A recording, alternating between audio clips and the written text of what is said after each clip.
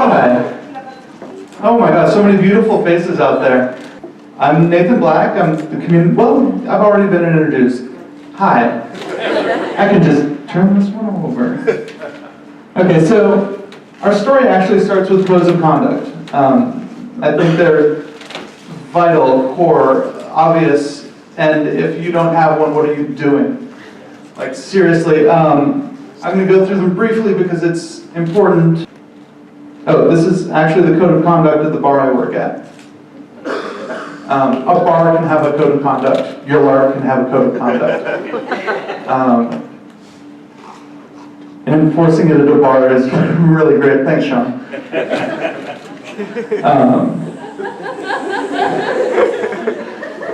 For a mile at a time, brother. So, codes of conduct do three things primarily. The first thing they do is provide a clear list of what people cannot do in that space and what the consequences are doing for that thing, or for doing those things. So it's important to list specifics of what's not okay.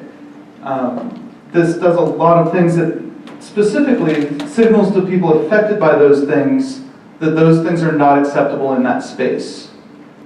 And third, and not least at all, it provides a mandate for your organization to take action on its values. If you don't value those things, don't put them up. That's about all I have to say on codes of conduct, really. Like, the rest you can educate yourselves. There's a lot of great resources. Maybe you've read our code of conduct for living games. Maybe you just signed the last page. Either way, you're bound by it. And we will take action as necessary. But let's talk a little bit about beyond the code of conduct. So I've been working with Big Bad Con since 2015. And in 2015, we implemented a big code of conduct, and there was a giant poster right at Reg's desk. And I was sitting at Reg's desk and looking at it and going, wow, it's a big list of thou shall nots.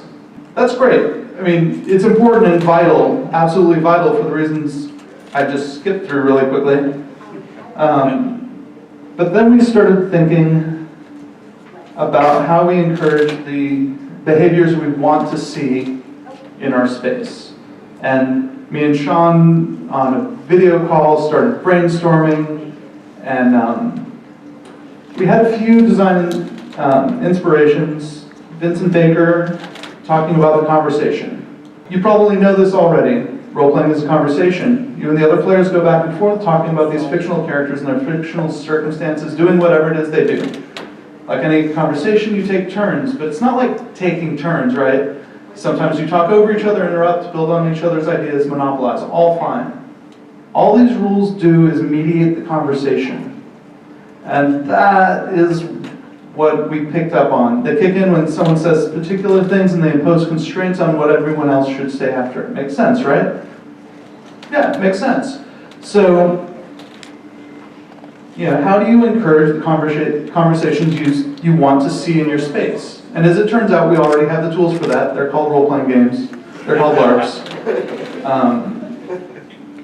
And so the next piece of inspiration was Jason Morningstar's Fiasco playbooks. When you read through a Fiasco playbook, you don't just get the ideas for the little pieces you picked, you get the idea for the entire playbook. And so, what is Big Bad World anyways? When you get to Big Bad Con and you sign in at registration desk, we have stacks of playbooks. Each of these playbooks is a different archetype, like a different personality we tend to see at conventions.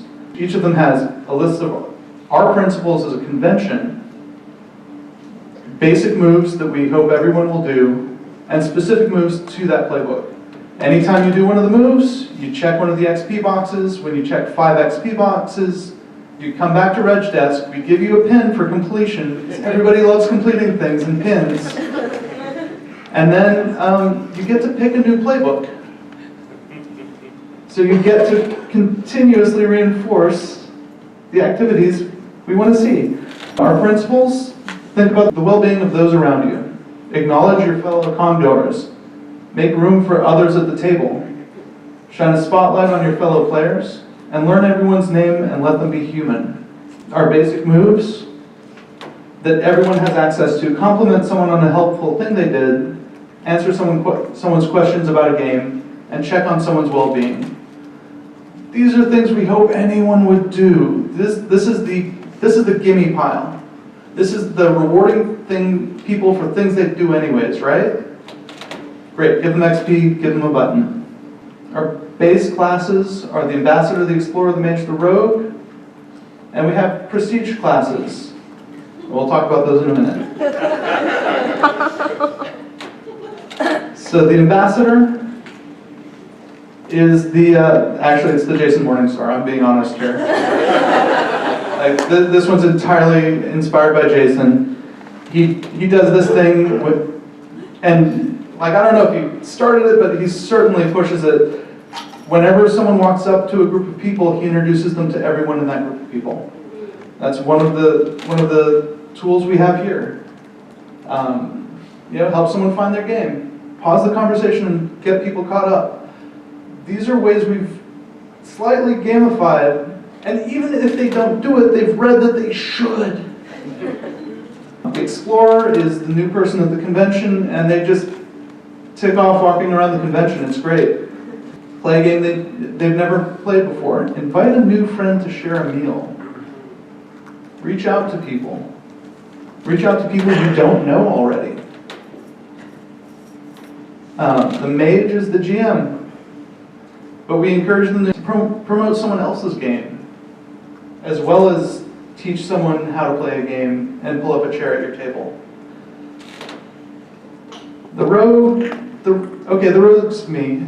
The Rogue's kind of the introvert that kind of needs a little prompting, but doesn't, all of these are introduce yourself to someone, to one person, that's it.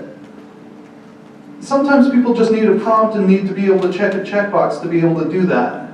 It helps. It helps a lot. I would have never done this if someone hadn't said, hey, you do this.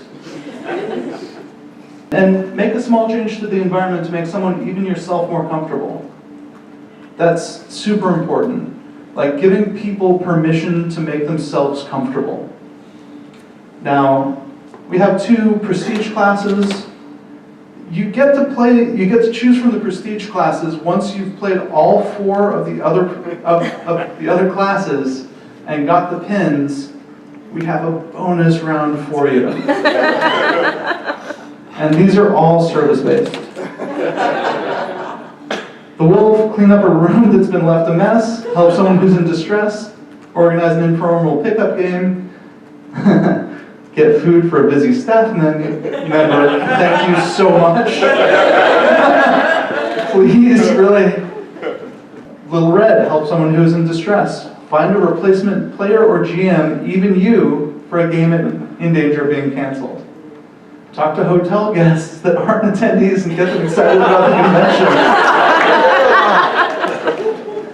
Cover the Reg desk or Games on Demand hosting table for us.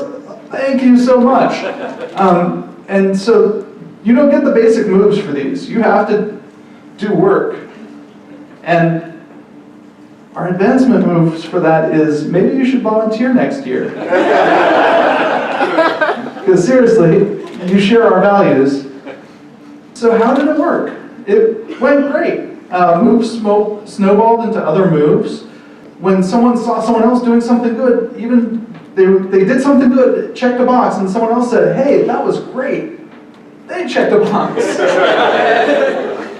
And it started encouraging this cycle of play where everyone was just looking for other people doing good things so they could say good things to them. Awesome. The other thing that happened is someone picked up the Rogue playbook who was obviously not an introvert. They picked it up and they were like, oh, hey, my name's Tom. My name's Tom. My name's Tom. My name's Tom. My name's Tom. Check, check, check, check. Boom, done, next. High five. They just demonstrated how the whole damn thing works. Amazing. And, they also seem to have a good time. But it is that easy. It was a lot of fun. I'm really happy to see it continue to grow. We've added 2 more classes, the Alchemist and the Tracker, I believe. Sean's nodding yes. Sean, by the way, I didn't design this. This is me and Sean, and I have to acknowledge the man behind the curtain who should be standing up here with me. Big Bad World is available on the Big Bad Con website. It's free to download, use, hack.